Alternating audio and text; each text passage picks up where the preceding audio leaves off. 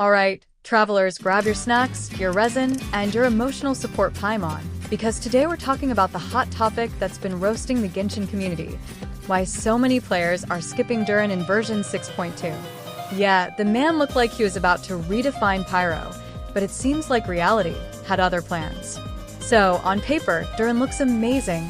Cool design, flashy dual-form gameplay, and lore deep enough to make even Alhaitham raise an eyebrow. He's got the confidence of a harbinger and the drama of a Fontaine opera.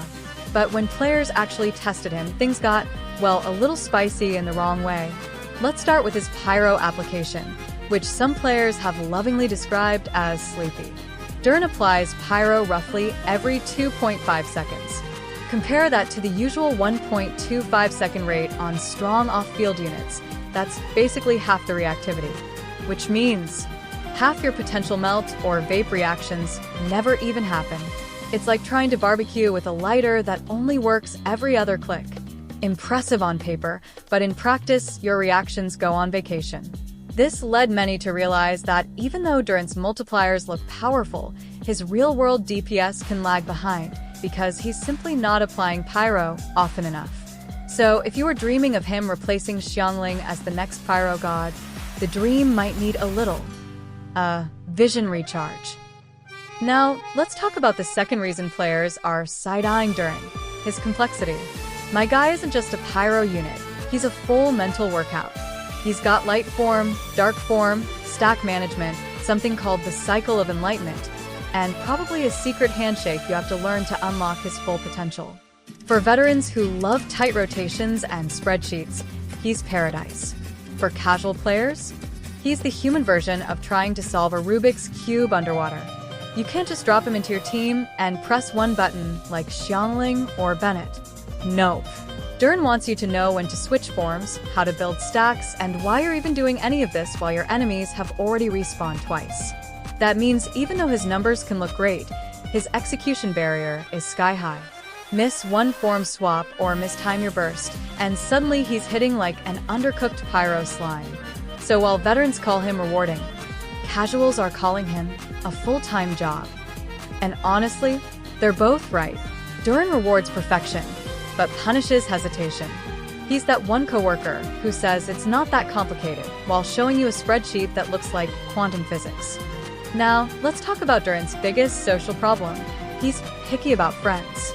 His best buffs and debuffs depend on specific reactions like burning, overloaded, or Pyro swirl. Translation: he wants Pyro, Electro, and Dendro teammates, all doing their jobs perfectly, all the time. Basically, DURIN wants a synchronized dance routine, not a team. That's not terrible, but it does mean you're stuck building around his mood swings. If you don't have strong Dendro or Electro supports, his potential takes a nosedive faster than a Pyro slime in Dragonspine. His passive that lowers enemy resistance only works on burning enemies. No burning, no bonus. It's like bringing a lighter to a rainstorm. Looks cool, but not very useful. Ironically, his new scaling passive gives bonus burst damage based on attack, encouraging players to go full big numbers mode. But then his own kit screams, wait, don't forget reactions. It's like he can't decide if he wants to be a solo carry or a team player. Naturally, the community started comparing him to Xiangling. And let's be honest, that's a tough matchup. Xiangling's been cooking for years. She's simple, consistent, and free. Her Pyronado applies Pyro faster than you can say Guaba. Meanwhile, DURIN's standing there switching forms like he's auditioning for a theater role. So yeah, while Xiangling's the reliable chef, DURIN's more like a gourmet experiment that occasionally explodes. Let's move on to the part that makes every player sigh: building DURIN. This man wants everything. Attack? Yes.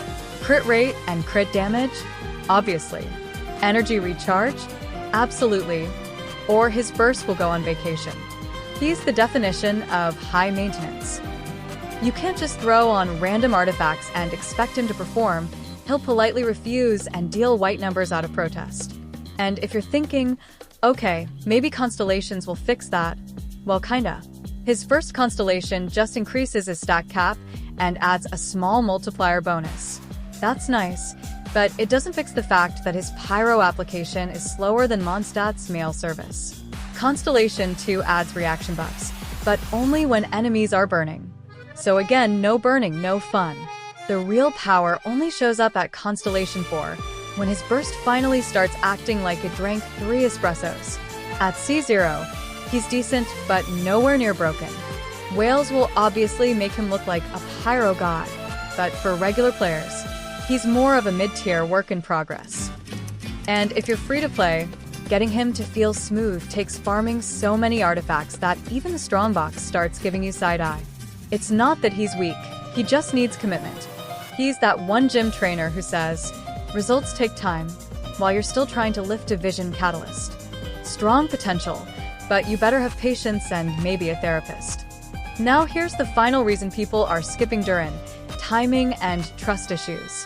We're heading into a patch cycle filled with massive reruns and shiny new characters. Players see DURIN and go, cool, but Arlecchino's probably coming back soon.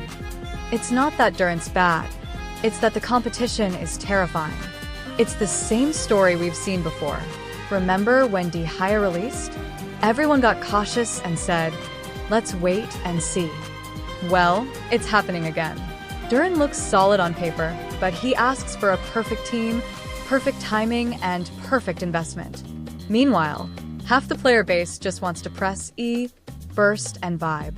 To be fair, if you love complex characters and you already have the right supports, DURIN can absolutely shine. His dual forms are stylish, his animations are gorgeous, and when everything lines up, he feels like the pyro version of an orchestra, chaos, but elegant.